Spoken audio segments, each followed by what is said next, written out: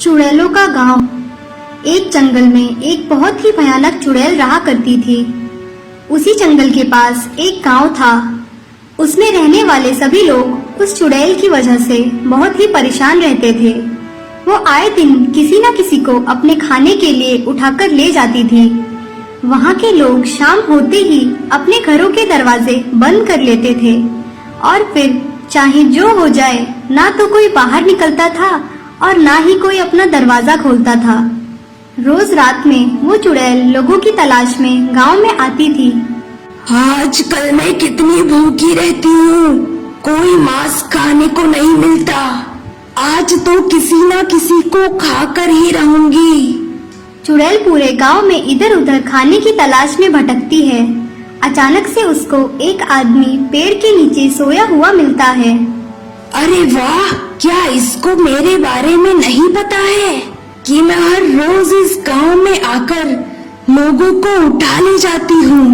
चलो छोड़ो, मुझे क्या, कम से कम आज का खाना तो मिल गया।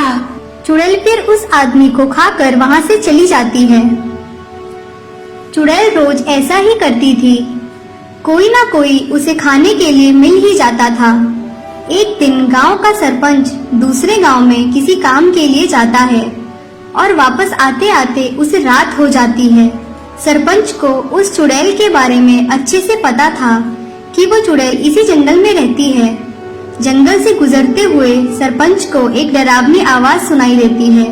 सरपंच चौंक जाता है और फिर सोचता है कि ये चुड़ैल रोज किसी न किसी को खा जाती है, क्यों ना मैं इसके ठिकाने का पता लगाऊं। फिर सरपंच उस आवाज का पीछा करते हुए चुड़ैल के पास पहुंच जाता है और छुप कर देखता है। चुड़ैल एक टूटे आईने से बात कर रही है। मैं इस जंगल की एक लौती चुड़ैल हूँ, तू कहाँ से आ गई? मैं तुझे छोड़ूंगी नहीं। ये तो आईने से बात कर रही है। ये तो बहुत ही बेवकूफ चुड़ैल लगती है। ये अच्छा मौका है इसको बेवकूफ बनाने का। अब आईना इससे कैसे जवाब देगा? लगता है मुझे ही कुछ करना पड़ेगा। फिर सरपंच उस पेड़ के पीछे चला जाता है जिसके नीचे आईना रखा होता है और फिर वो आवाज बदलकर चुड़ैल की बातों का जवाब देने लगता है। क्यों, मुझसे डर गई है क्या? मुझे देखकर तेरी बोलती बंद हो गई है क्या? मुझे अपनी आवाज तो सुना। फिर सरपंच अपनी आवाज बदलकर चुड़ैल की तरह ही जवाब देने लगता है। बहुत दिन तक तू इस जंगल में राज कर चुकी है। अब इस जंगल से चली जा, नहीं तो मैं तुझे मार के भगा दूंगी। तेरी इतनी हिम्मत जो तू मुझे भगाने की बात कर रही है? हिम्मत तो बहुत है, तूने अभी देखा ही क्या है। अगर तुझे तेरी शक्ति पर इतना गुरूर है तो कल रात गांव में आकर दिखाना। तो तू मुझे चुनौती दे रही है? ठीक है, अभी तो मैं जा रही हूँ, कल गांव में आकर ही तुझसे निपटूंगी। हाँ, मैं भी कल तुझे देख लूंगी कि कितनी शक्ति है तेरे अंदर। फिर दोनों ही वहाँ से चले जाते हैं। अगली सुबह सरपंच ने सभी गांव वालों को इकट्ठा किया और उनको चुड़ैल की बेवकूफी के बारे में बताया। वो सब तो ठीक है सरपंच जी, आप उस चुड़ैल को गांव में आने का बुलावा तो दे आए हैं, लेकिन अब हम उसका मुकाबला कैसे करेंगे? मैं कोई ऐसे ही थोड़ी ना उसको बुलावा देकर आया हूँ। मेरे पास एक तरकीब है। हाँ, जल्दी से बताइए सरपंच जी। क्योंकि वो चुड़ैल इतनी बेवकूफ है कि उसको पता नहीं चलता कि वो आईने में खुद को ही देखकर बात कर रही है। उसे लगता है कि कोई दूसरी चुड़ैल उससे बात कर रही है।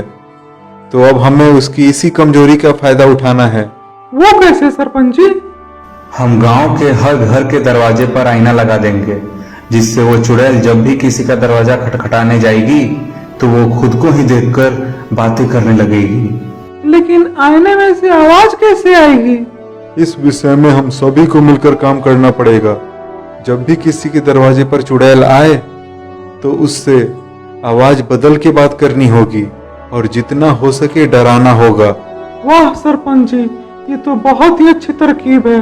अब हमें उस चुड़ैल से जल्दी ही छुटकारा मिल जाएगा। चलो चलो, फिर देर किस बात की। सभी लोग अपने अपने दरवाजे पर आईना लगा दो। रात होते ही चुड़ैल आएगी और हम सबको तरकीब के हिसाब से ही मुकाबला करना है। फिर सभी गांव वाले अपने अपने दरवाजों पर आईना लगा देते हैं। देखते ही देखते रात हो जाती है और फिर जंगल से वो चुड़ैल गांव की तरफ आती है। गांव आते ही वो जिस किसी के भी दरवाजे पर जाती है तो वो वहाँ दरवाजे पर लगे आईने में खुद का ही अक्ष देखकर समझती है कि कोई दूसरी चुड़ैल वहाँ खड़ी है। वो परेशान होकर फिर एक दरवाजे पर जाकर आईने से बात करती है।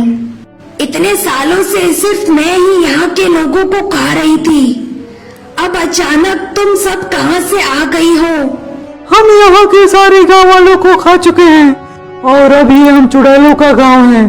तू यहाँ से बहुत दूर चली जा वरना हम सब मिलकर तुझे भी खा जाएंगे। अरे बाप रे, मुझे भागना ही होगा। और इतना कहकर चुड़ैल वहाँ से भाग जाती है और फिर तभी से उस गांव के लोग खुशी खुशी रहने लगते हैं।